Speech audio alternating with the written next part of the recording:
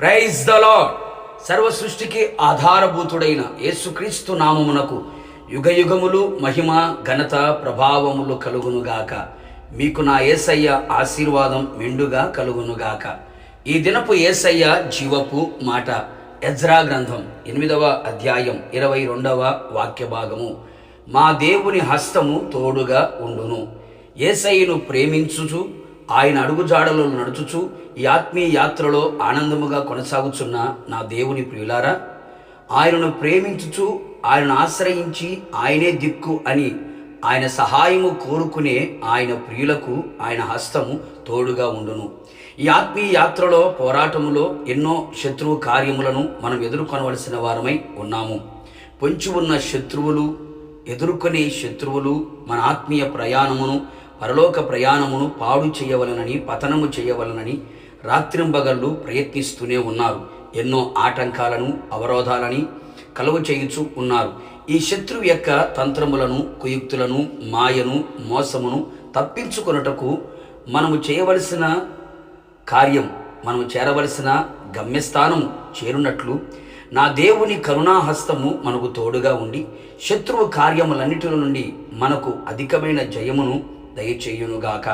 మనము కోరుకొనిన రేవునకు మనలను సురక్షితముగా నడిపించునుగాక. అంతేగాక ఆయన హస్తం మనకు తోడుగా ఉండుట వలన మనము బలపరచబడెదము. అవును నా దేవుని ప్రియులారా, ఏ విషయములలో నువ్వు బలహీనుడిగా మార్చబడ్డావో, ఏ పరిస్థితులు నిన్ను బలహీన పరచుచున్నవో, కృంగదీయుచున్నవో, నలిగిపోవునట్లుగా చేయుచున్నవో, ఆత్మీయంగా, శారీరకంగా, మానసికంగా, నిశ్చయముగా నా దేవుని హస్తం నీకు తోడుగా ఉండి నిన్ను అన్ని విషయములలో బలపరచునుగాక. సమస్తమును చేయునట్లుగా నా దేవుని హస్తం బలపరచి ఆత్మీయతలో మరింతగా స్థిరపరచునుగాక. అనేకులు ప్రభు వైపు త్రిప్పబడవలనని, నీ కుటుంబ సభ్యులు, నీ రక్త సంబంధులు, నీ బంధుమిత్రులు ప్రభు వైపు తిరగవలనని ప్రార్థించుచుంటివా? సువార్తను అందించుచుంటివా? దిగులు పడకు. దేవుని హస్తము తోడుగా ఉండబోచున్నది కనుక మనము ఎవరి నిమిత్తము ప్రార్థించి సువార్తను ప్రకటించుతుమో వారందరూ యేసయ్యను నమ్మి అనేకులు అందరూ ఆయన తట్టు తిరుగునట్లుగా నా దేవుని హస్తము తోడుగా ఉండును. ఇట్టి కార్యములు చేయునుగాక.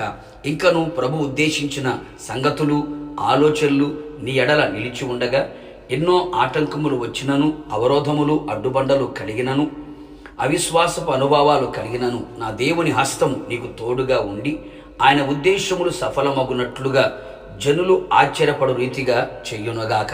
ఇక మీదట నా దేవుని బలమైన హస్తము, సాహస కార్యములు చేయగలిగిన హస్తము, మనం రూపించిన హస్తము, నీతి కలిగిన హస్తము, ఆదుకునే హస్తము మనకు తోడుగా ఉండి ప్రభువు రాకడ కొరకు సిద్ధపరచును గాక. ప్రార్థన.